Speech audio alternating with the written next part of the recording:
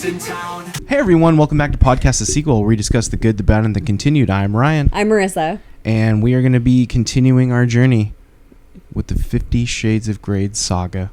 Trilogy? Trilogy? Trilogy? It's a trilogy, yeah. It's not a saga, you're right.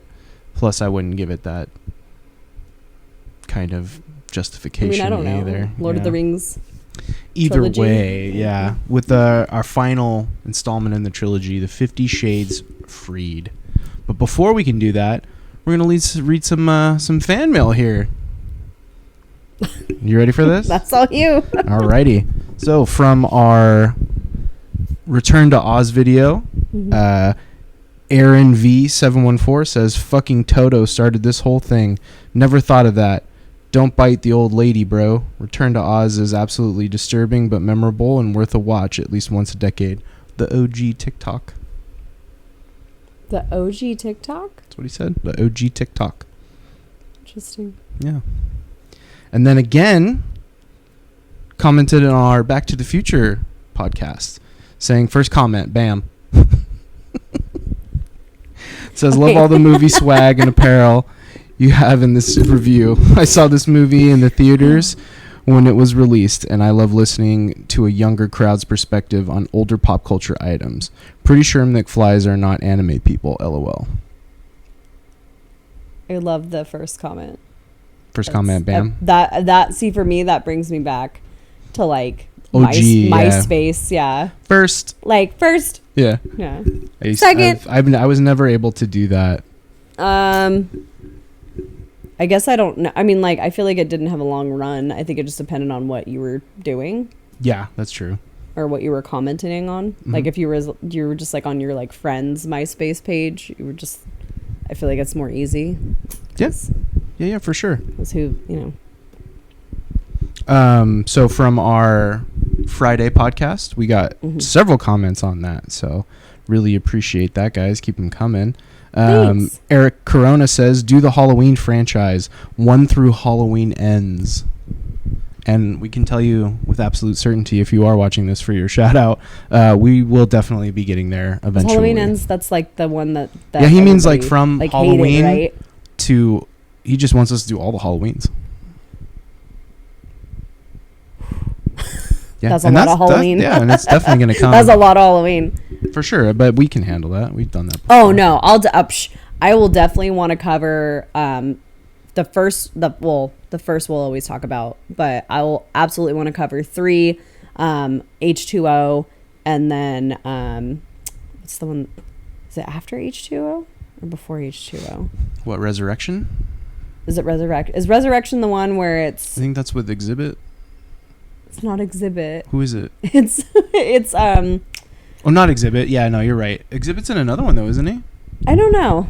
Who is it though? It's not Exhibit. We talked about. Is Exhibit in a movie? I didn't know. I don't know. He just does like the car show, right? Well, he does do the car show, right? but I forget. There is a rapper in. It's oh my god, shit, I can see his face. The oh my god. Where's Mooney when you need her? I know. He's the one that he raps really fast. Yeah. That's oh my god, why am I blinking? I can literally see his face right now. Definitely not Twista. I'll tell you that. It's not Twista.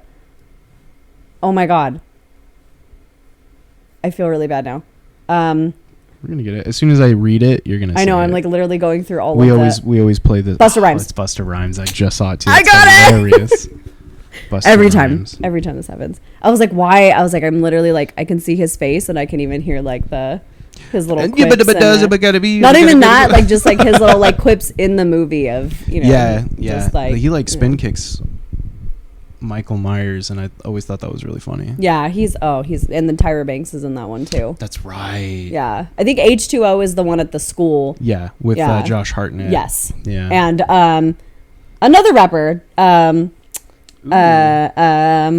my god, I'm sucking right now. I'm gonna play this game.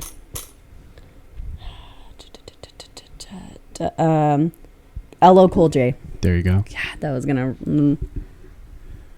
just remember his line. That in the movie. What do you say? He's writing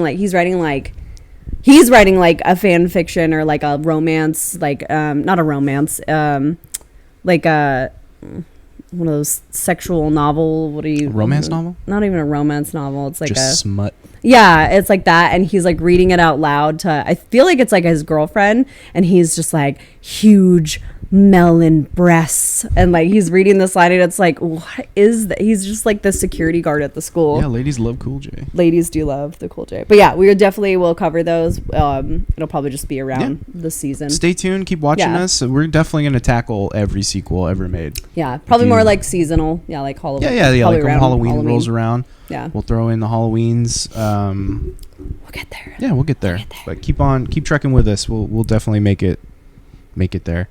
Another comment from the same video, Aaron V again, big fan of the show, really appreciate it. Says that they saw the OG Friday for the first time in high school back in 1996. Sequel around 2002-ish. Mm-hmm. It definitely is not as good as the original film, although it does highlight a different type of ghetto life out in the 909, now the 951.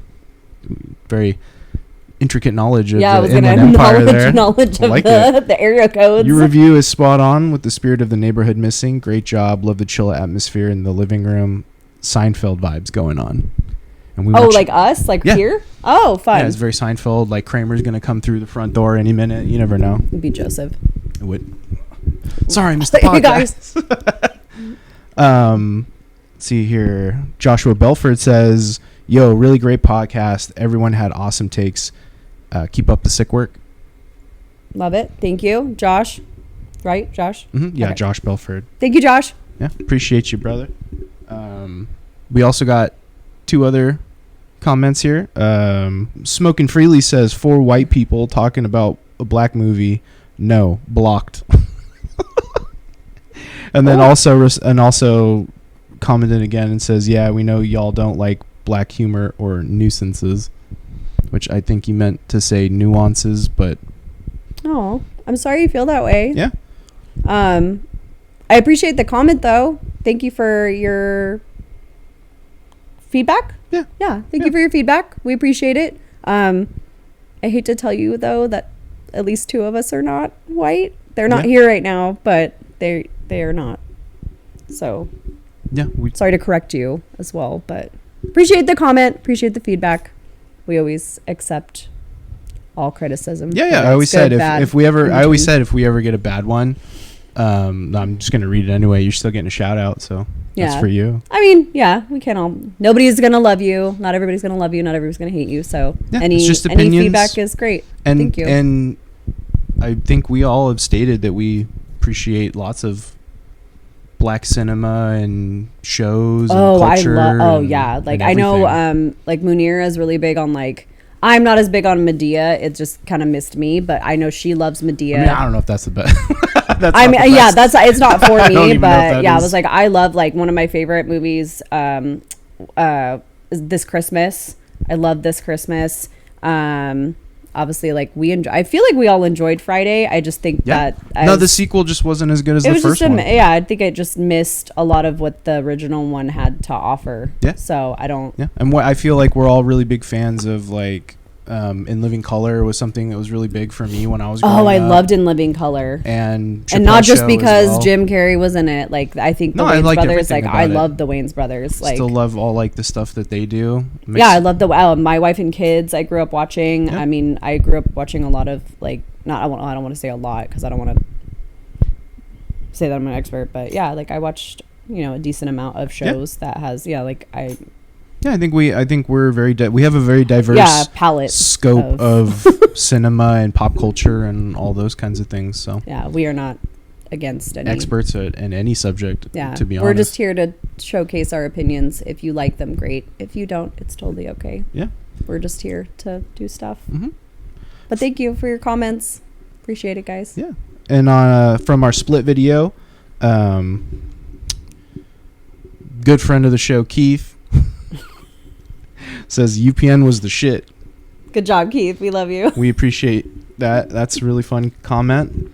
And then I missed one a long time ago from Home Alone 2, but a good friend of the show, Jana sent us a heart emoji. So. Aw, thanks, Jana. Appreciate you as well. Miss you. So with that being said, let's get into 50 Shades. Oh, shit. Get into 50 Shades Freed. from 2018 with a budget of again. Oh, sorry, go. 55 million. The same budget as last time? Same budget as last time. They're like, nah, we're not giving you any more shit for this. Nah, they maxed their budget out, I think, for this one, and then with a gross box office of 100 is that million. tapered off too? Oh yeah, and a cinema score of a B+. I mean, to be fair, they still doubled their budget, so you know. Yeah, no. Good for them. From 40 to 55. I mean. Yeah. Oh yeah, and then yeah. So yeah, at least they recouped some of that money. Yeah. But you could tell that the fad was sort of dying off on that. Yeah. Before we started doing the podcast and we started recording, I forgot to write down like the year. I always write down like the year it came out just for reference sake. And while I was looking up the year for 50 Shades Freed, because I know like the other one, first one came out 2015, 15, second one was 17, 18. and this one came out like quick 18. I came upon the overview or like the synopsis, if you will, of like this movie. And I don't know how much you read into. I kind of gave you like a little bit of it, but it says, believing they have left behind the shadowy figures from the past, billionaire Christian Grey and his new wife Anastasia fully embrace their inseparable connection and shared life of luxury. Yet, just as the Greys begin to step into their new roles, sinister events come to light and jeopardize their happy ending before it even begins. And I don't know about you, but that sounds like a great horror movie. I think it's funny that you said that, because in my notes I put that it seems like they've sort of turned it into a low-budget action movie. Like that scene where they're in the car chase or whatever.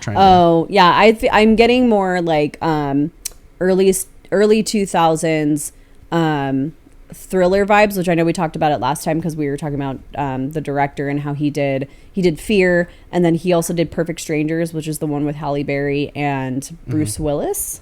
I think that's what you said. Yeah. So I mean, he obviously like well versed in like couple thriller movies. I don't know how you want to I don't know if that's a classification of anything. But I mean, I definitely get that vibe for sure. And I feel like that car chase is very much like I feel like I saw it in like Disturbia. I feel like, it's something along those lines. Yeah. Which, I mean, I like the car. The car was cool. Yeah. You did say that. You're like, oh, that's a nice car. And I was like, car. And you were like, yeah, it's a piece of shit. Was it Audi? It's fucking Audi. Yeah, it's an Audi. It's probably a nice car. I don't know. It looked like, I mean, maybe it's just a clean car. I don't know. I'm not super into cars. Like, I drive a very I did notice that was car. sort of the brand of choice for Christian Grey. Was the Audi, because I think something fancy. I think Taylor's car is also an Audi. Yeah. I don't think we touched on the last episode too. I don't know how much we touched upon Taylor himself. We touched upon, but like didn't spend an extensive amount of time with him. Yeah. I personally want more Taylor.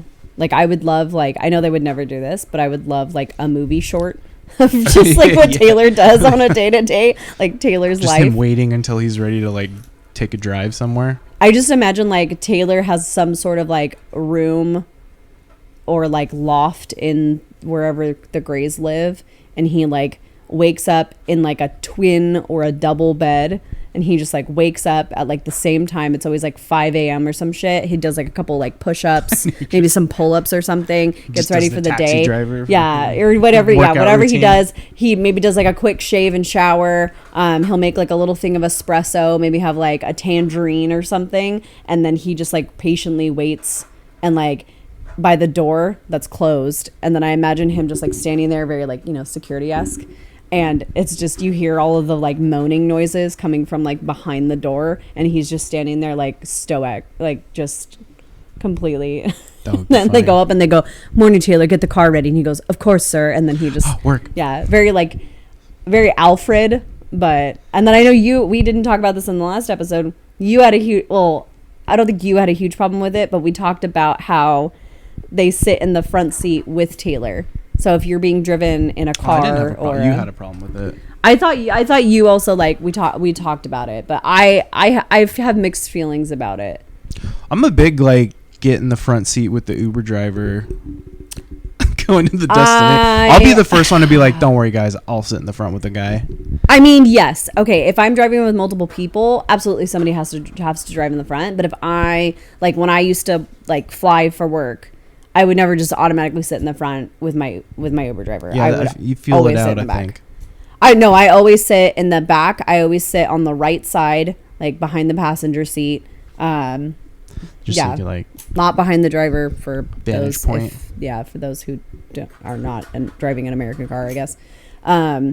But yeah, I don't know. But I also see, like, for me, Taylor is a little bit like warmer. Like I get that like warmth from him where like I would almost feel like working for Christian Grey for so long that like they would have some sort of like cadence where they're like, hey, how, like he's like, hey, Taylor, how's it going? How are the kids? Like, oh, how's the wife? Like the dog? I feel like maybe Anna would have that rapport with him.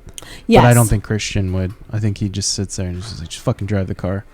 Oh, yeah. He's like, oh, Mr. Gray, did you see the Mariners game last night? No, don't fucking talk to me. But Anna would be like, Taylor, do you have any kids? And then there would be like this whole cutout scene where it's like her just being like, so what do you do on your off days? And he's just like, off days? Yeah. So, yeah. Like even, it's a 24/7 job. Yeah, like even she mentions like they're on vacation or something, or they're on their honeymoon.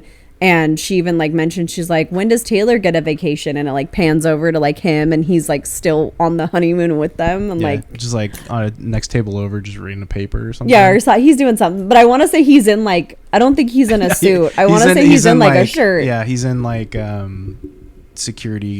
private security outfit number 3. Vacation. Yeah, like it's not the like shorts suit, and a but polo. it's like a I'm on vacation but still working. Yeah. I don't know. I think it's fun. I want more Taylor. I wish like I also like wrote down the question of like, what do we think Taylor gets paid, like for this kind of full-esque. Did we not look it up? I don't think we looked it up. Like I don't know if it's even a listing. Like I don't know. It is. I feel like it might fall under like a personal assistant kind of. Yeah, because he's more. Well, he's like not really is he assistant? Because he does like get her clothes. Well, he does stuff. like he does private. He's a jack of all trades. He's doing security. He's like he's like the right hand man. That's like, you know, he knows everything. He calls in stuff, has the bank information, whenever he gets Anna's clothes and drives the car and, you know, like takes down the bad guys. I have no idea what. I mean, Christian's as we just read, he's a billionaire. So I mean, I'm hoping that all of his people get paid handsomely, especially because a lot of them do like a non-disclosure agreements, and I feel like that kind of ups the price for me of like. He has to have like off time. I know, like what happens if he's sick? Do they have other tailors? Is there multiple tailors? Do they just hire people named Taylor? I have a lot of questions. This is diving a little maybe too deep to like one person, but because they do get more people. Like now that they have this threat of like Anna's boss, Christian decides to like beef up security, and like even Anna gets her own, like she gets like 2 guys, or she gets a guy and a girl who are like security for her. And then even like the other family members, I think they state it in like a phone conversation between like her and somebody that like he got other security for like the family to watch over because of the threat that's going on. Yeah. Do you want to know? Oh, do they have, is it a number for him or just like you're looking at like a basic jack of all trades? Just looking up a basic. Oh, okay. Like it varies obviously because it depends on expertise and how often they're working. But range. On average, they can make $43,000 a year, but with salaries varying based on location, experience, and the type of vehicle they drive, with higher earners potentially making up to $60,000 annually. So 43 to 60 grand. That's it. Yeah. That's what Taylor makes. His suit that he's wearing probably costs like 40, 60 grand. That's wild. And like he's like the security, like he's laying his life on the line possibly for Christian. That seems extremely strange to me. Yeah, I feel like that's more of a private security position. Yeah. I don't know. I feel like, well, I don't know. I mean, like how much do like Secret Service people make? I don't know. I feel like I've looked this up at one point just out of curiosity. I forgot what led me to look that up. Oh, I remember I feel like it's only like 60,000. This is slightly off topic, but we were looking at we were watching First Daughter, I think, the Katie Holmes one with Michael Keaton, and he's the president, and she gets the bodyguard or whatever. And I was like, oh, like how much? I think I was curious because she falls in love for. This is way off topic, but she falls in love with one of the security guards, and I was like, what? Or one of the Secret Service, and I was like, what is he getting paid? And I think I saw it, and I was like, oh, for your life? Yeah, according to ZipRecruiter, a private security guard in California typically earns around $39,000 a year, which translates to an hourly wage of about $19 an hour. So that's like what, $3 above minimum wage at this current moment in time. Mm-hmm. With the higher earners making 44 to 45. Crazy. Yeah. Private security. So like if you're taking a bullet for 40 for like, I feel like people at McDonald's make more money and they're flipping burgers and getting what, grease on them? Yeah. Like you're getting so much as a grease stain. Working at Mickey D's. Get out, dude. Yeah, I think In-N-Out makes like $20 an hour. Yeah. Here in California. Or wherever people live. Oh, I think people. I think they know. The general. I mean, like how big is California? Oh, that's we'll fine. Yeah. Yes. So anyway, Taylor's making.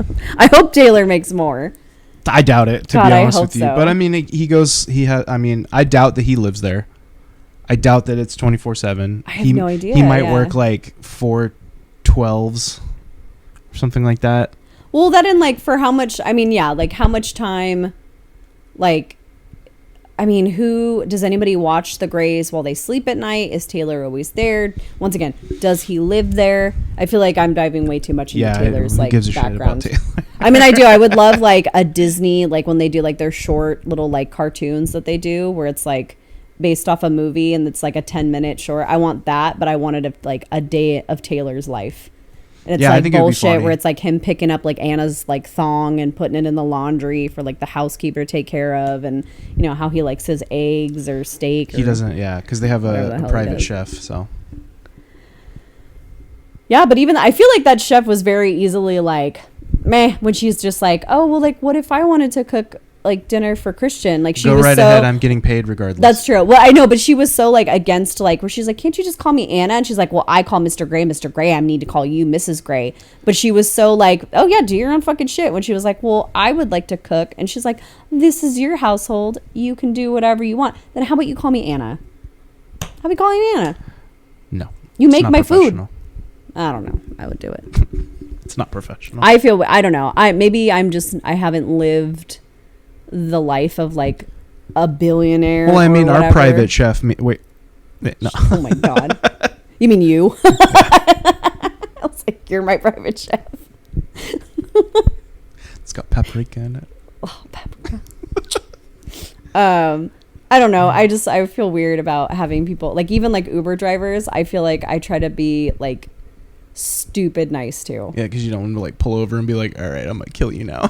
I don't even know. Like, I don't know. You never know. Like, I've always just, maybe because I've also been in the industry, like, of hospitality. Like, you're nice to people and you treat them with respect and they'll treat you with respect, hopefully. Yeah, the private driver app that I go through, we have a password. Am I your private driver? No. Because I drive everywhere when we go places. No, I mean, I drive myself. Oh yeah, you drive yourself. But I get in the Audi and I go for a tootle around. He zips around and does that. Zipping around town. When he's flying his private plane and he.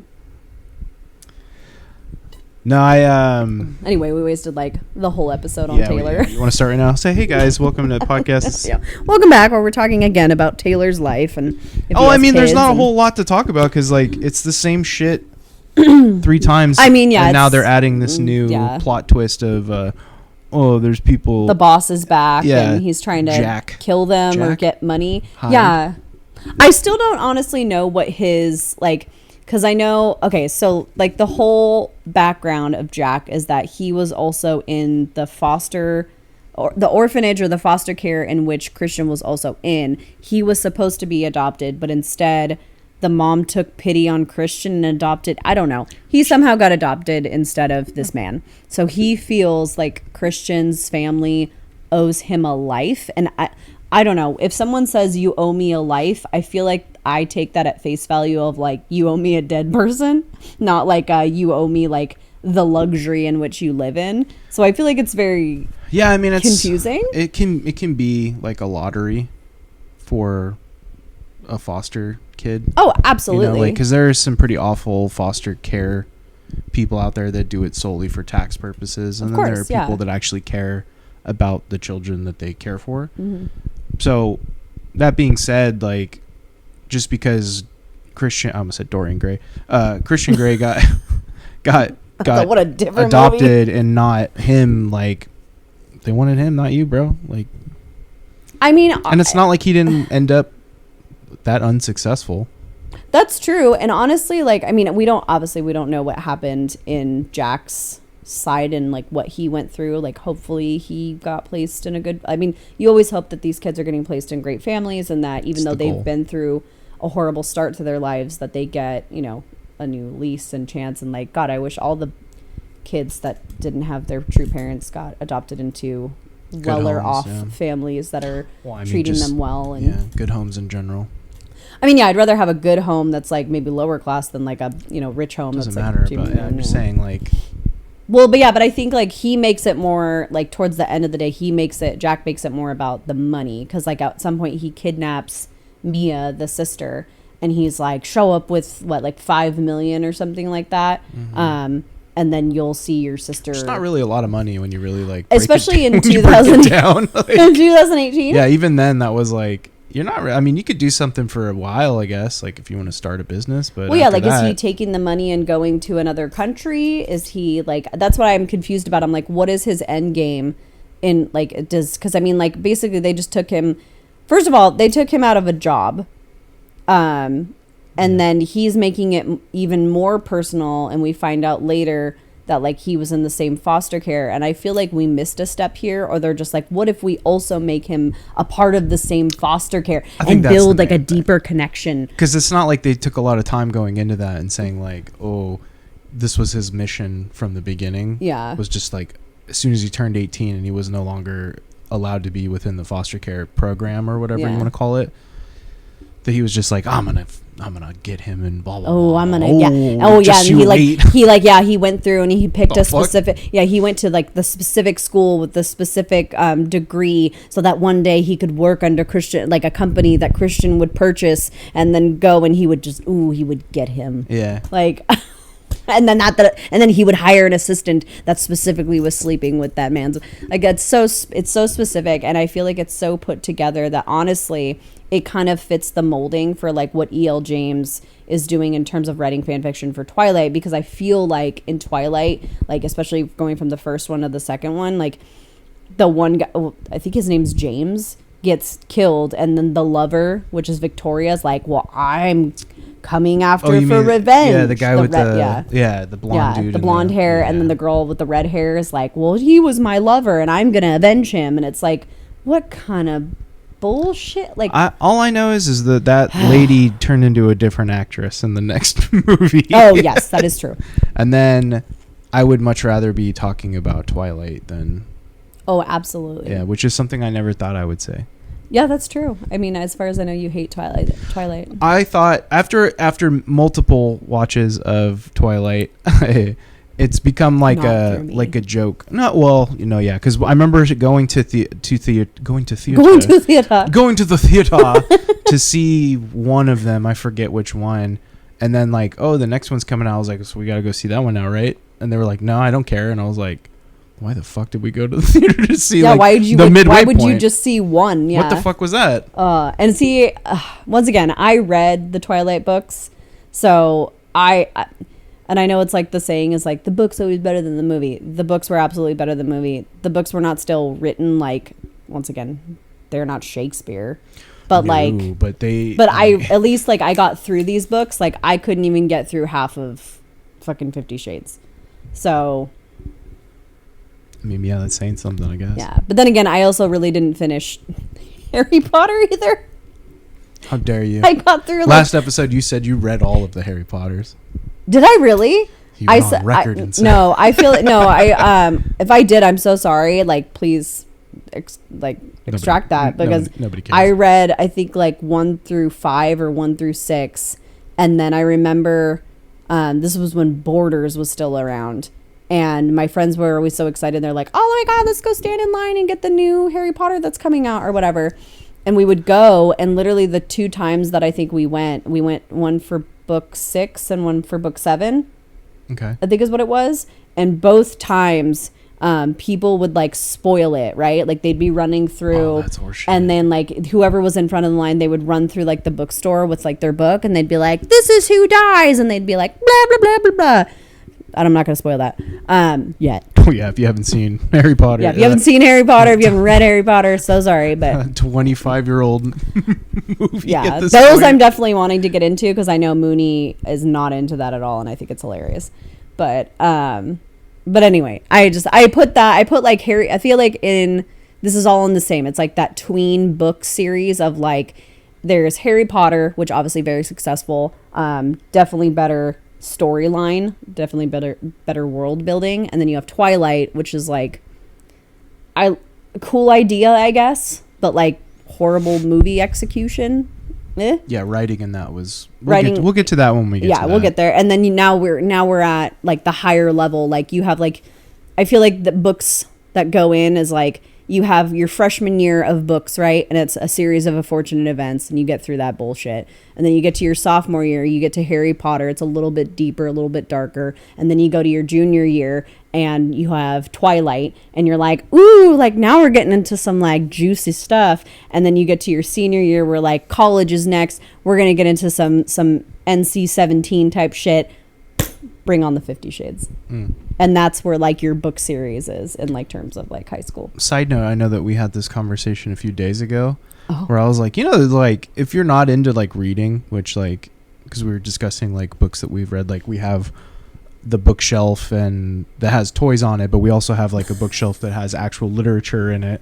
And it's just recipe books. It's not just recipe books, but it's like things that you kind of find through your trial and error of reading, right? You don't start, like you said, you start with something and you kind of figure out what you're into. Yeah. Just go look and like see what books are out there now. Like there's adult choose your own adventure books. Oh, you've brought this up like twice now. And I was like, yeah, damn, you know what? I might check one out. I'm just wondering like a choose your own adventure book, but it's 50 Shades of Grey where it's like there one. Is that. Yeah, there's like two where it's like one, you sleep with Christian Grey, and then you flip to book 83 and like you guys are still together, or like you flip to page 76 and he's like, I'm breaking out the nipple clamps. Yeah. And then there's page like 102 where you got syphilis like from him. Yeah, like, no, that it's not, I mean, there might be a 50 Shades one, but there are ones that are exactly like that. Where it's like suitor number 3 knocks on your door. Do you answer? And it's like, you go on them. It's like playing MASH. or what's the other one? Not MASH, but is it MASH? MASH is the one where you go around and you're like, you pick a number. Yeah, and it's like mansion, M is mansion, apartment, yeah. shack, house, or something. Yeah.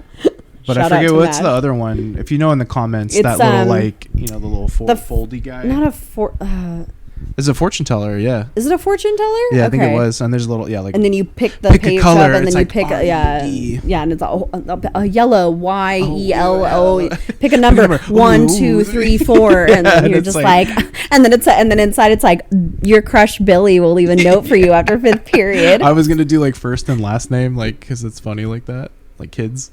Like Billy Anderson. Billy Cardigan says that he wants to Cardigan or whatever. Some silly name, like so some specific. Yeah. I think I liked MASH better because you got kind of more because you got like the house, the car, the job, the money, it was almost like a mini game of life without all the You just cut straight to the chase. Without all the college bullshit, right? Like fuck that shit. Who needs that? Yeah, whatever. That brings me back to doing like bubble gum in a dish. Oh no. Okay, now we're like, we're so off topic. Shit. I love it. All this from Taylor. Good job, Taylor. Thanks, Taylor. Look at you. So I know we talked about in the beginning we were talking about their honeymoon, and on this honeymoon. So first off, there's like we open up with like their wedding, right? It's the wedding because they're like getting ready, and then they show like them doing their vows, and then they come out, they do a dance. or whatever, and like a few words are said with like between friends and family, and then he's like, I can't wait. I need to steal you away. Like, are you ready to leave this shit behind and like go be fucking billionaires? And she's like, oh my god, I thought you never asked. Do we own this plane? Yeah, we do. Yeah, like we own this plane. Oh my god, and no, like, you don't. The biggest eye rolls. That's a charter jet. Get the fuck out of here. I mean, of course, yeah, of course he has a fucking plane. He had a helicopter the first date. That's not good business. You don't own the jet. You just rent it out when you need it. I mean, you could own it. Yeah, if you Taylor really Swift. Want to. We love you.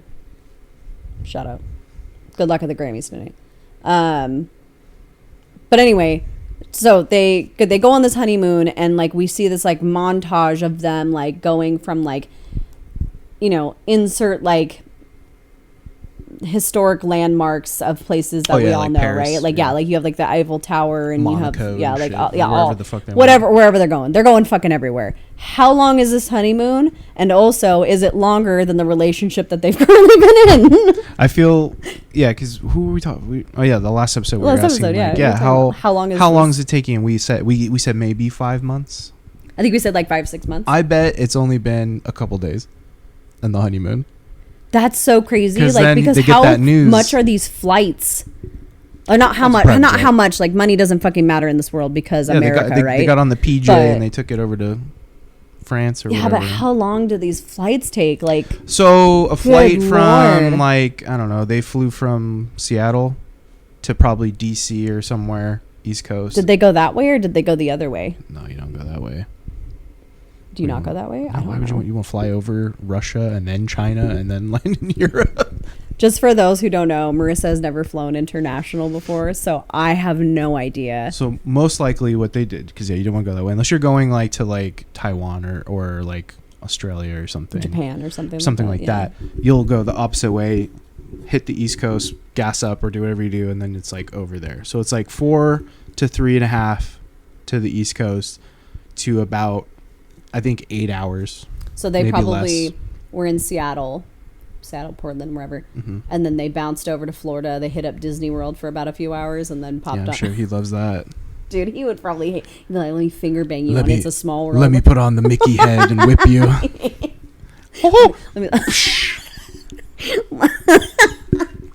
You want to see how the mouse gets down? Yeah. Let me show you. Get back to work. He just gets the Indiana Jones hat and the whip.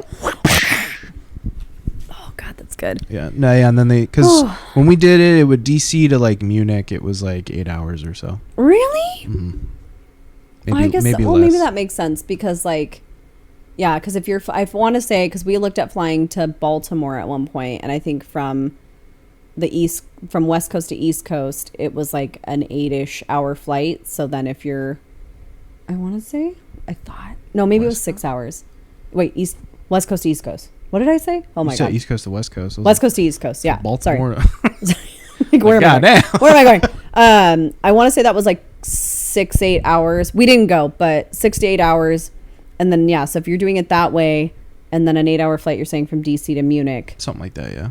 Then that would be about, well, yeah, that's still like 16 hours though.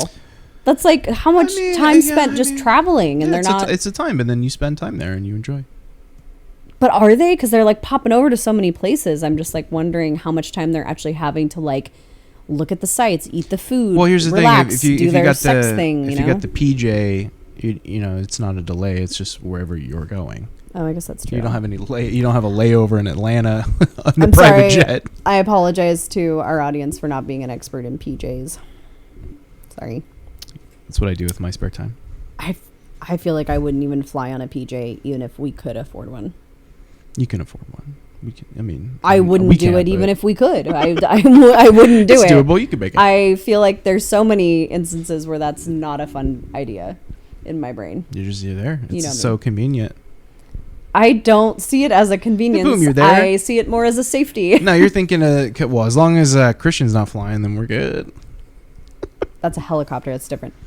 But anyway, this honeymoon is like this extravagant honeymoon, which obviously forgot what we were talking about. They have the money to do this. So like, go for it. That's cool. Good for you. We see Taylor, but they're on this honeymoon, and they're on a beach, and she's like, oh, put some lotion like on my back or whatever, and she like takes, you know, starts taking her top off, and she's like, here, I'll just take the whole thing, and he's like, no, like we're in public, like people could see you, and she's like, whatever, like, you know, and he's just like, no. And eventually she ends up like, he's like, I'm gonna go for a swim, and he comes back and she's just like completely sprawled out, and he's like, what the fuck is wrong with you? And he like covers her up. And I just think it's hilarious that like we went from her being a prude in the first one, and now the roles of like reversal. And like I get it in his instance where he's like, no, you're mine, like, well, that's what I cover thought that it was. shit I thought up. that's what it was at first, but then he says you're gonna end up on some trashy tabloid, because of who they are. People trying to snap pics like, oh, the lovely couple in Tahiti. Which like maybe, but like I don't know, as a viewer of this movie, I'm like, we've already seen her tits, like, well, we have, but not everyone how many has. times? We were privy to times? what happened behind closed doors. And also like at a certain point, like, you made this bitch. You made her this sexual deviant. Like, let her show her tits. Go for it. They're in like a fucking porn. I did like that line though. She's like, yeah, we're surrounded by boobies. Yeah, like she's like, it's just boob everywhere. Yeah. And I was like, I guess. Yeah, you're already at like like if you're at a nudist beach, would you also go? I don't think they were though. They were just at like the. Well, I know, the but hotel. I feel like that's that's almost like the argument that she's saying is like, oh, okay, like everybody's topless. Why can't I? No one's gonna care. Yeah, no one's gonna care. But I don't know. It doesn't matter. Yeah, she's cover yourself up. I did like though at the wedding. What's the friend's name? Jose. Was it Jose? Yeah, that's right. The one that's in love with her. Yeah, because I now that you say that, I remember when we were talking about the first one, and he was like coming on to her, and she was like, no, and in my notes I put, no way, Jose. That's right. And I was like, I forgot that I solely laughed about that, and then I think I started writing something. And you were like, are you going to steal my joke? And I was like, no, I'm not going to steal your joke, even though it's really good. I just thought that was no way. I feel like she gets funnier, and it gets funnier along these movies. And I feel like I could see her saying that. Like if he came under and he's just like, leave Christian for me. And she's just like, no way, Jose.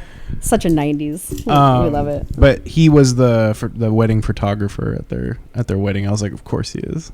It's hilarious. He's still like, then when they kiss, he's still like, he's getting the perfect framing of it. Just or it's what's that movie, Love Actually, where like he's getting the video like the video, you know, like the video, it's just all her. Yeah, it's all Keira Knightley, and then somehow he has the picture of her topless. Like, somehow he's like, got it. I got it. I did write down in this movie too, like with them. I mean, obviously, like she's fucking rich now. But I love all of her outfits, or pretty much all of her outfits in this movie. Like, I love her wedding dress, the pantsuit thing that she's got. Like, when they go on their honeymoon, I could kind of give or take. But a lot of her dresses and everything, her outfits to work, I'm like, it's some good shit. I'm excited. Yeah. I like it. And then they spent all of like 3 days maybe on the honeymoon before they had to come back. Oh, I think they spent longer than that. Do you know how many places that they saw? They were like fucking like boom, boom. Because this honeymoon, does the honeymoon show over? I don't think it's the credits, because we get the credits when they're doing the whole like, this is her getting ready, and like she's getting ready for her wedding, and like she's got the dress on and the flowers, and you see the caterer or whatever. Sorry, I keep like throwing shit out. Oh, my little thingy. Just sorry. Cling, cling, cling. Cling, cling, cling, cling, cling. And I wrote down my first question during the opening, which was like, this is just like a general movie question of like, how do we feel about montages? Because I feel like, especially in the 90s, it's only good. Loved the montage. It's only good if girls just want to have fun is playing during the montage. And they're shopping in a mall. Yeah, and they're like trying on clothes from from different movies. Like, like the very like Lizzie McGuire trying on all the outfits in Europe or whatever.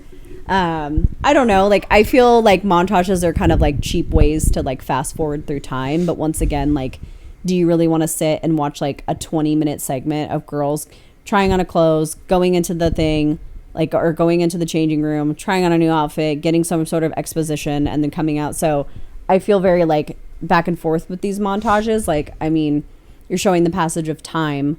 I think if you're showing the passage of time with stupid shit, like trying on clothes, and you're just getting like fun little shots of them in outfits, that's fine. I think the video montage of them showing the wedding and like, you know, different parts, you know, fabrics and like her in the robe and the hair and the flowers, I think that's fine because they actually do that for weddings. Like people actually do show like them getting ready, doing the makeup, getting maybe some like before and after photos, like showing like the place settings. And I feel like this was very much like an appropriate montage. Whereas like a lot of times like it's just a montage of like summer through fall, and it's just Bella sitting in a chair and going around the room and showing her being sad. Like, we get it, she's sad and it's been a year. Cool. Why don't you just do the 1 year later card mark? She's still sat in the chair. Good to go. I feel like it could be argued either way, because then there's like certain people that hate title cards. Oh yeah, or like opening like, credits. Oh, that's it. Like opening credits when they show like all of the different actors and actresses, or actors, I guess now, and then they show like, you know, casting by. Cinematography or produced by, directed, written, whoever, all of those people, and they're like, okay, like get to the fucking movie already. Oh, you're still showing these people, and I feel very torn because I feel like those people that are not in front of a camera or not shooting it with a camera are very much unseen like voices, and are very huge parts of the movie world. So I feel like they do deserve that recognition, and I think that it's great to get it in the front of the movie, because most of the time after the movie, when the credits roll and you're just seeing all these people, most people have left the theater, so they're not really getting like their names, they're not getting their names read. So no one, I mean, who cares what the best boy number 2 did? It's not so much that who cares who boy number 2 is. It's more so like, who are these people that are like, who are, you know, like the prop people, who are the, you know, the ones that are craft service. That's what I care about. Well, yeah, just like, I don't know, these people are doing a lot for the, you know, like, you're doing it. Everybody can't. You're doing it. Everybody put in work and to help get this movie made.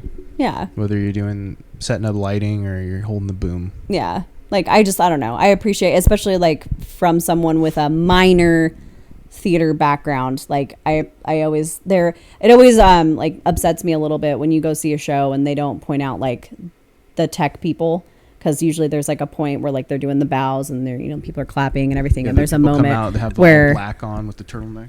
No, they don't. It's not that. It's like if there's like if there's an orchestra, they usually do like kind of like a downward to the orchestra, and you get the applause. And then we always did like a tech one where you go up like this, because usually you're pointing up to like the tech booth and you're acknowledging that they had some sort of, or they do have, you know, a very big presence. But you don't necessarily see it because, you know, there's sets moving, and then there's costume changing, and there's lighting and audio. So I don't know. I feel like those people should be recognized, whether you're making a sandwich or you're directing. How did we get onto this? For Credits. the montage? We went from like, I know. Like, I'm sorry. okay, wait a minute. We're doing a lot of like. Hey, wait a minute. Getting comfy.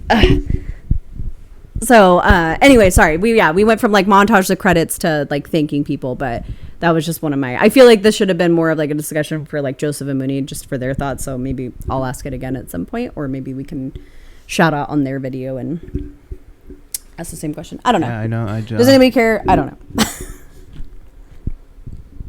You'd be like, no. Just the Bugs Bunny. I'm just big on that right now. Yeah, why are you? It's just so funny. big It on makes Bugs me Bunny? laugh. Just the new. So they come back from the honeymoon because there's some sort of disaster fire. Yeah, he put like a bomb in the server room, and then it just started a little fire, apparently, and so that he could steal files. Because business. Because those or company or whatever. Crazy business files that he has. So they come back or whatever, and then I guess they resume their lives, and then at some point Anna's like, I haven't been to a doctor in a hot minute. So she goes to see her doctor / gynecologist. And for her to do a pee test and her to basically go, hey, you're pregnant. Great job. And I literally wrote in like big letters on my board. It just says, of course she's with child.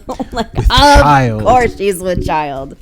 And I just love that when she goes to tell Christian, Like they have like the conversation before she finds out that she's pregnant, so that's why I'm like, you know, of course, right? Because they're like something the children, and he like looks at her like, no, like not, no way. Yeah, for her to, they're already married at this point.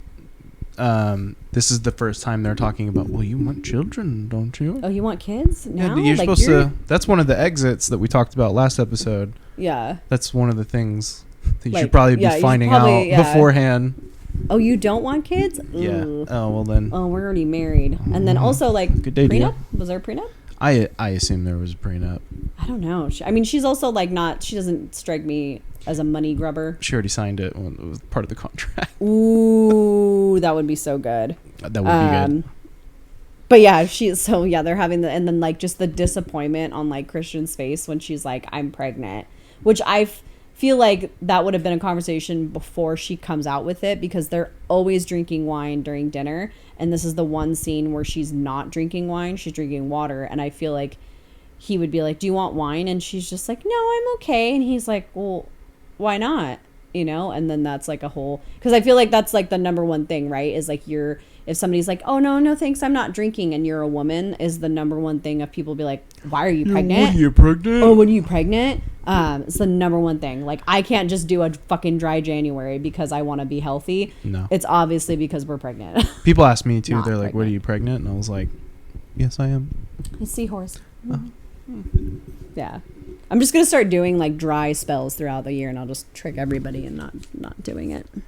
Or I'll just pretend to take the shot and really you're behind me being like, oh, it's going to be the greatest. oh my God, drinking for two. Drinking for two. Drinking for two.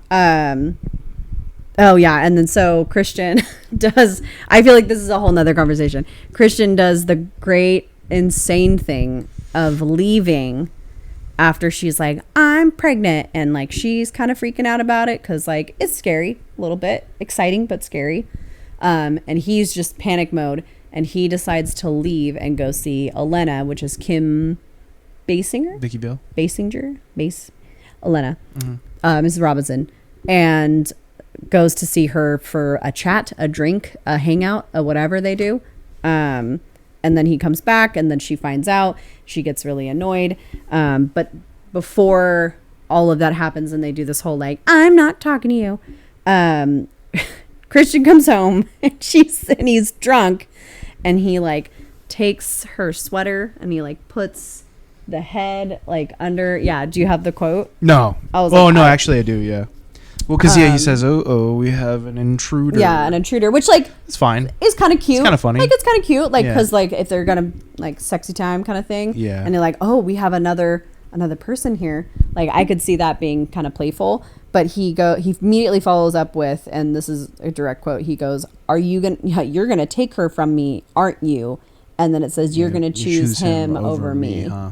And I want to know which part of that. I feel like we both had an like immediate. I remember we were watching. We both just looked at each other. Yeah, and then picked up our notes and just started laughing. So, but I want to know which part of that you had the issue with, or if both. I just wrote down a joke, and it was like, you're gonna choose him over me, huh? And I put red flag number 47. Yeah, because it's like that's all he is just one giant red flag. Yeah, kind of a person. Especially in this one, he gets very much like, oh no, I guess in general, yeah, he gets very like red flaggy. Yeah, it's a weird move to like go see your ex, I guess you would call her. Yeah, no, absolutely. Yeah, like even the woman that taught you how to fuck, and also like the oh, and also the woman who took your virginity. No, it's too late now. We'll bleep it out. Yeah, I to be honest, this whole series is probably problematic for YouTube standards anyway. Doesn't matter. Yeah, but we got this far without saying the big bad word. Yeah, but I just put like, yeah, that's troublesome. Yeah, just like what a move. Like it's a weird move. Oh, my wife is pregnant with child. Let me go see my ex-lover. Sounds great. Yeah. Anyway, I had a huge problem with him saying both of these statements. One from the standpoint of like, he says, you're going to choose him over me. She's 7 weeks pregnant. How the fuck would you know? And even I think she comes back with like, what if it's a girl? And then he goes, oh my God, a girl. Like, yeah, all the things I've done. So like, yeah, there's that, like, cause you don't know, like it could be a him. It could be, it doesn't matter. I mean, it is 50-50. That wasn't the biggest problem I had. The biggest problem I had was the line before it, which is, you're going to take her from me, aren't you? And I have an issue with that because, I feel like as someone who doesn't have kids, I feel like my understanding of having kids is very much like it is a huge piece of your, it's 24/7. It's a job, it's a choice, it's a lifestyle. You're creating a family, you're bringing up a life. It's a huge responsibility, and it's something that I feel like you shouldn't dive into lightly. And there are very much reasons where I 100% feel like couples who are together, especially for a long time, especially going through like getting married and doing that whole bit, they should have time to themselves to really be a couple and like gel and, have a great, I guess, base for a family, and communication and all that stuff, like, and everything that includes that. You should go through the honeymoon. You should have that phase where it's just you guys. And then even after, and you do have children, you should have date nights. You should have time to remind yourselves of why you started and went down this road. But anyway, that in turn, I say with a lot of people choose to hold up having kids because of if you want to call it a selfish reason, for not wanting to take care of someone right away because you are still living your life or having time with your partner. And like, just because you have a kid doesn't mean that the kid takes the partner away. It should be a time spent together. It should be a time where you both can learn with each other, with the child, teaching this child, growing with the child. So I hate the fact that he looks at it like you're taking, like the baby's going to take away from her. Yeah, I see it as like he's like a big man child. Yeah, he's like, you don't have time for me. He's throwing his little tantrum again. Does it? Oh. But yeah, no, it is problematic, and it's a problematic thing to say. Yeah, and especially for someone who is a like a sibling or a brother, a sister. I think he's the oldest child. I don't recall. I don't think he is. I think he might be the youngest. I felt like Mia was the youngest. Honestly, don't know.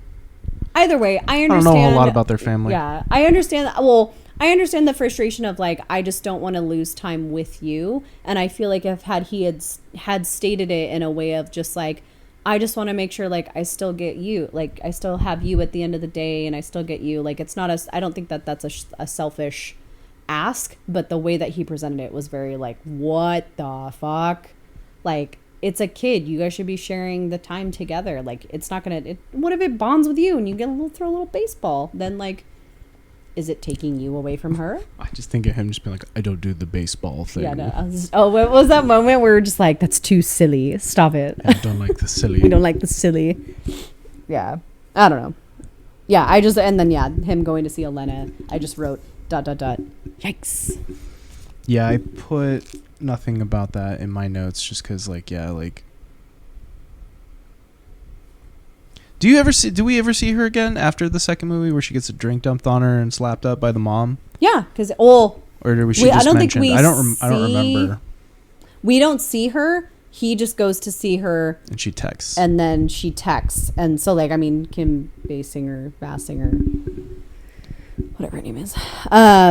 Yeah, we never see her again. Okay. Yeah, like. Yeah, because then she's off scene. Yeah. Eventually he lets go of that part of the business of owning hair salons. Yeah. Like, I don't know if you what is the business? What is part of it's business. I do business here. So much business. We are in tech and in philanthropy and salons. And I don't know. What does he do? I don't know. Who is he? No one knows. Is he Paul Mitchell? He's big business. Ah, big business. And he's just got that big cigar and the big bow tie, and he's like, it's my office. Big business. Ah, that's a business stuff. All right. Sorry. Yeah, so, I mean, yeah, that's all we really get of her. And then she freaks out, and she doesn't freak out. She stands her ground very angrily, and she's like, I'm having this baby. Fuck you. Blah, blah, blah. And he gets over it, I guess. And he's like, you're right. And I want kids because at some point we get this whole scene where like Mia gets kidnapped, and then the boss comes into frame, and then she is like, ooh, there's a gun, I'm gonna take that gun, and then she like totally like kneecaps the bad guy, which I think is fun. And then he like kicks her in the abdomen, I guess, to like knock her out, and then she passes out for like, it seems like she's in there for like passed Longer out a than few the days. Relationship. Well, no, because I'm like, I feel like the worst he did was like kick her in the stomach, and then she's in a coma. And like, I am also not a doctor, but I feel like it's not how that works. I feel like that's not how that works. And like, I feel like the baby would be fine because she's only a few weeks. I feel like it would be a lot different. It's a gray area. Yeah. Jesus. I'm just like, okay.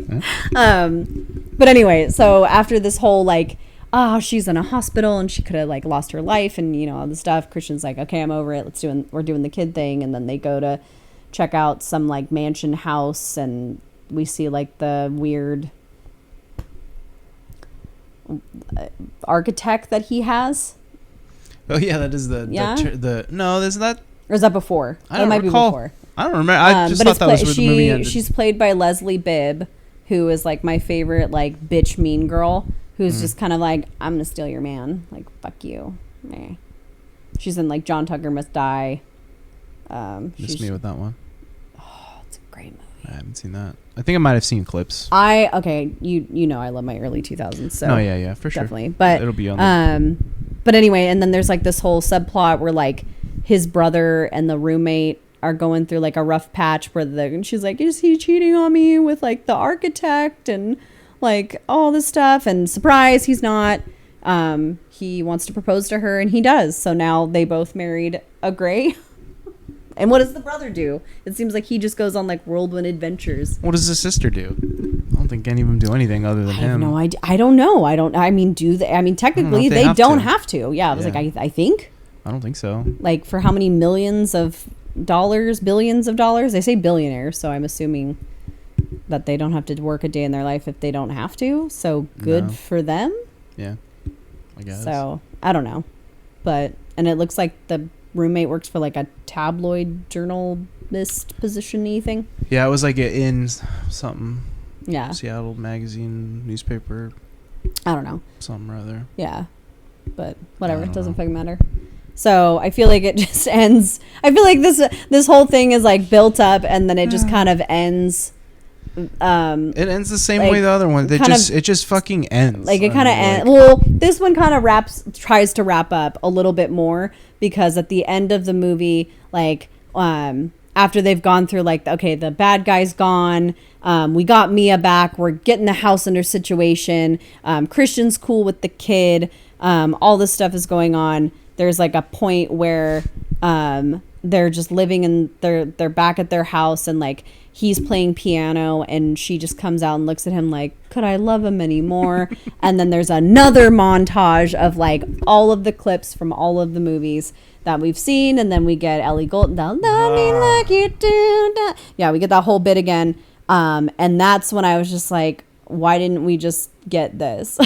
Like, we could have easily had this. But then I want not just like the montage of them being like, oh, it's our first kiss, and then the first time we fucked, and like all this stuff.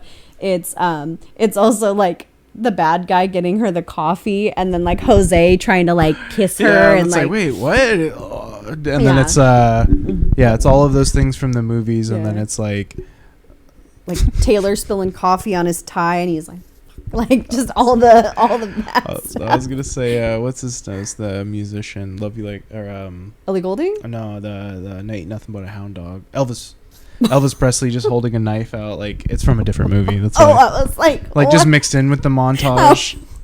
Just like, wait, what? And then love me like you do. And then the one guy in the corner just been, well, we're waiting.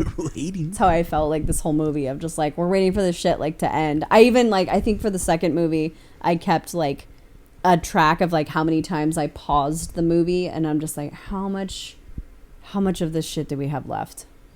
Like, how much do we have to do this? And I think it was like an hour, and I was like, fuck. I want to say, yeah, I want this. I mean, they got shorter as the movies went along. Like, I think the first one was 2 hours. The second one was like an hour and 50 something minutes. And then this one was like an hour and 45. Yeah. So not terribly too much shorter, but long enough. Shorter nonetheless.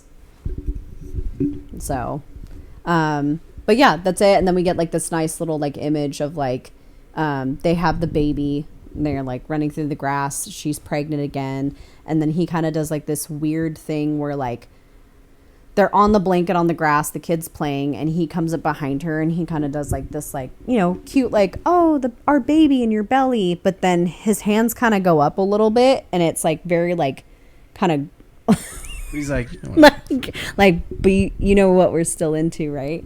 And then like after that, I think the last image that it ends on, or maybe I'm swapping these, is there's a scene where like she texts him and she's like, meet me in the red room. Yeah. And it's just her like kneeling down and like, you know. I think you are flip-flopping it, but yeah, she's like, yeah, but this is a thing too still. Yeah. And then and it's just like her face, and then they shut the door and then credits roll. And that's how this garbage ends. So I guess what we learned is that she's cool with it. She's cool with it, and that she attracts some weird people. Yep. So that's 50 Shades trilogy. What'd you think of this one? I didn't like it. I didn't like any of these movies. They weren't for me. And I like a romantic-y kind of movie, but it wasn't that. It wasn't. You do?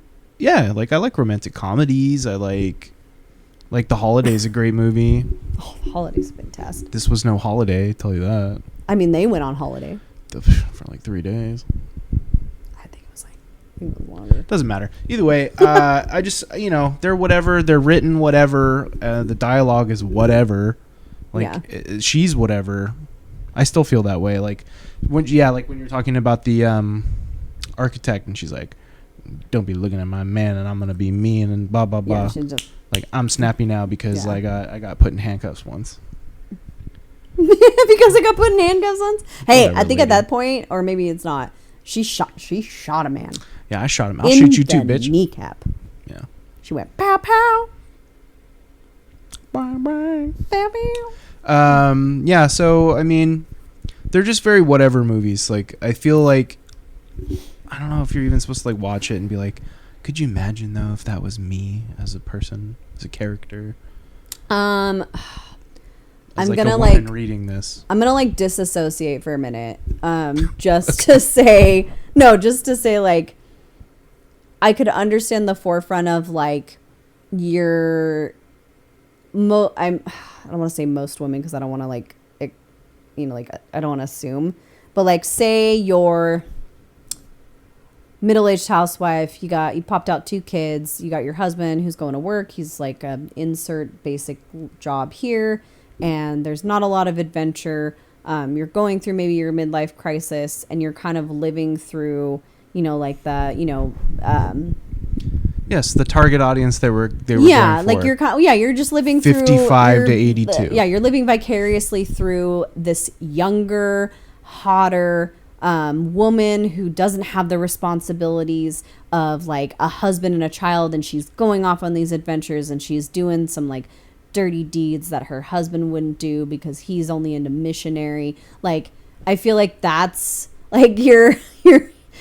that's who this is for, is like it's for like people, I don't want to say just women, but like it's for people who are just like, this is a different type of like sexual activity that I guess like is outside the normal, like, wham bam thank you ma'am. I mean, it's teach their own, what people like, what people don't like. Yeah. Obviously in there, like, we understand that like Anastasia doesn't always like certain things because she takes out the nipple. She's like, no nipple clamps, no anal, strike it out. No, I think she said yes. I think she said no anal fisting. She said no fisting of any sort, and then she questioned at what anal beads were, which is hilarious. Which is fucking hilarious. And then she didn't know what Kegel balls were either. Kegel balls, or either Kegel, like Kegel, Basinger, Bassinger.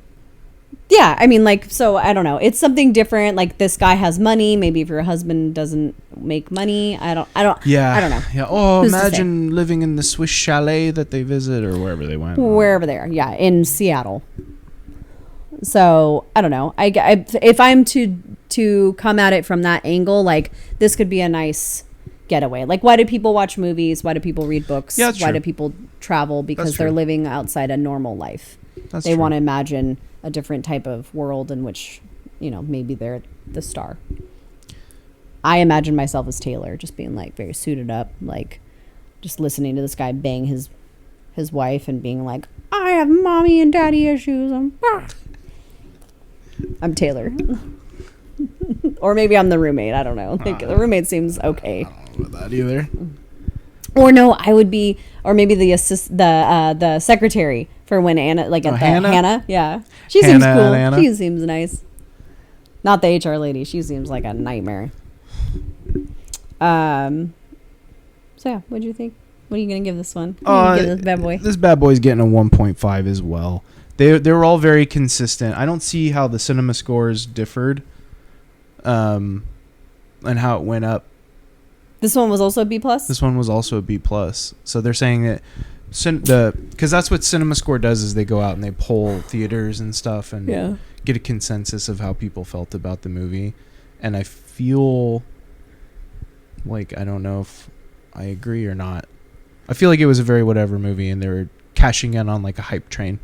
And you can tell that it kind of died out halfway, like it was puttering out as they were pushing them. Yeah. I also feel like these were all released in February time, so I feel like that's also a good play for like, oh, it's Valentine's Day, don't you want to take your lady to a nice dinner and then take her to a sultry movie? Like, I feel like it played off that very much so I don't know, like, I mean, obviously we didn't buy into it too much. We just watched it because a friend of ours was like, hey, it's part of the hype train, this is on. Because didn't they make a movie about people reading the books? Isn't that what the book club is? Yes, but like, I don't remember. But I don't remember if it's 50 Shades or if it's a different type of book. Maybe it is 50 Shades, but it's, look that up. Because I honestly, if that's true, if the book club is about the older woman, that's who the demographic was. Well, no, if that's what that is, and it's the book is about 50 Shades, like, I actually remember really liking that movie. I didn't see the second one, which we could cover on the podcast, but because there is a sequel to it. But good lord. But I feel like I do remember liking that movie. I want to say like Andy Garcia was in it, and I want to say like Diane Keaton maybe. Yeah. It's a bunch of like older actresses. I know. Oh, Don Johnson is in it. Which, if it is about 50 Shades, it's a fun little world. Yep. Diane Keaton, Jane Fonda, Candice Bergen, Mary Steenburgen, Andy Garcia, Craig T. Nelson, Don Johnson. Yeah. And then does it say if it's about? Richard Dreyfuss is also in it. He is in that. I like Richard. And it is about 50 Shades of Grey. Okay, perfect. And then we come full circle because Don Johnson is in that movie, and as we all know, Dakota Johnson's father, Don Johnson. Yeah, so Don Johnson, he did full frontal nudity in Book Club. Did he really? Oh, I was like, I feel like I don't remember this movie at all. Full circle on that. Oh, that's funny. No, that was my joke. No. He didn't actually do that. And that was about 50 Shades of Grey. That was a better movie, and it was about the subject matter. I thought it was fun. I mean, all those actresses are really fun. So. Yeah, I don't even know. I didn't see it. So Jane Fonda looked great. I'm sure we'll talk about it when we get there. Absolutely. But yeah, I'm going to stick with it. 1.5. It was very just all the way across the board. Nothing was really like, oh, that was a lot better. It was all kind of the same acting, writing, and directing, and showing the same stuff. Yeah.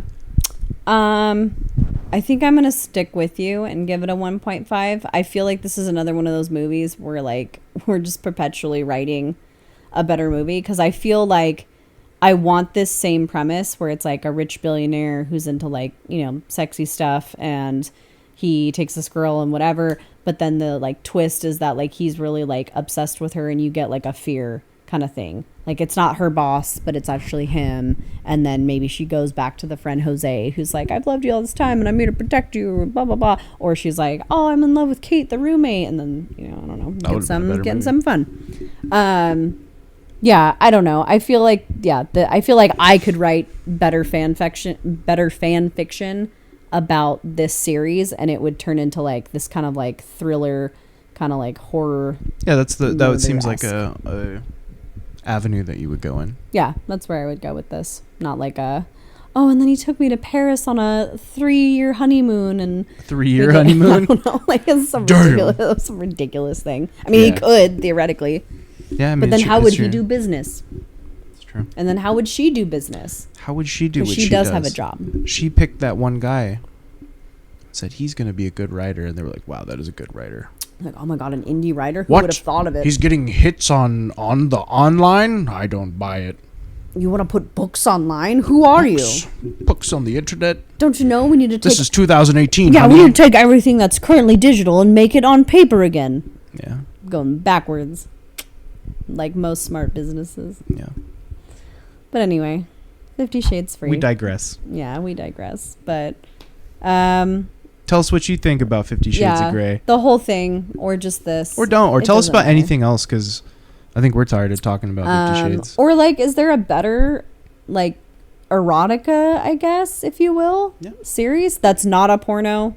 We're not covering pornos. Yeah, we can't talk about those sequels, unfortunately. Sorry about that. Yeah, I don't know if we can... I'm trying to think of one off the top of my head that's like a... The only thing that's coming to my brain is, what's that alien one? Basic Instinct. But that's not really the same at all. Basic Instinct? The Alien movie? Yeah, it was like Species? Like a... Is it Species? Basic Instinct is the one with that's Sharon Stone. Oh, yeah, Species. Sorry, that's what I'm thinking of. Which even so, even still comparable. Yeah, unfortunately, we will have to talk about Species at some point. I think I watched all 3 of those in one night, and I think there's more than that now. I think there might be like 6 of them. I watched the first 3 in one night, and I was like, "What the?" My brain turned to mush. I think it was for the sole fact it was like, yeah, sexy aliens and. And if you want to see that, you just watch Earth Girls Are Easy. Is that Jeff Goldblum? It's Jeff Goldblum, Damon Jim Wayans, Carrey? And Jim Carrey. Jim Carrey? It's definitely one of the Wayans brothers. And I don't know if I've seen it. I just know who's in it. It's a ridiculous 80s movie. I mean, I'm down with the ridiculous, but it's not a sequel. Anyway, I'm sure there's better romantic comedies. Oh, absolutely. Romantic movies. Absolutely. Romances. Romanza. Yeah, we'll get there. But yeah, this is just rough. Wasn't one of them. Didn't like it. It was whatever. Not for me. I'm sure there are people out there that like it. Yeah. Yeah. But if you like us, consider subscribing.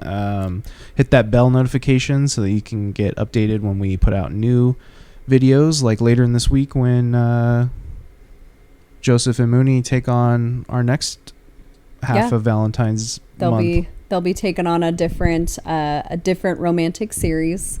I'm not going to spoil it here for you guys, but be on the lookout, and hopefully they enjoy theirs more than we enjoyed ours. We made a bad choice. We made a choice, as we do. Yeah. So thanks for watching. Like, subscribe, do all that jazz. We'll see you on the next one. Thanks, guys. Bye. Happy Valentine's. Thanks for listening. Until next time, the podcast, a show so sublime. Marissa, Mooney, Joseph, and Ryan signing off with glee. Join us next episode for more sequel revelry.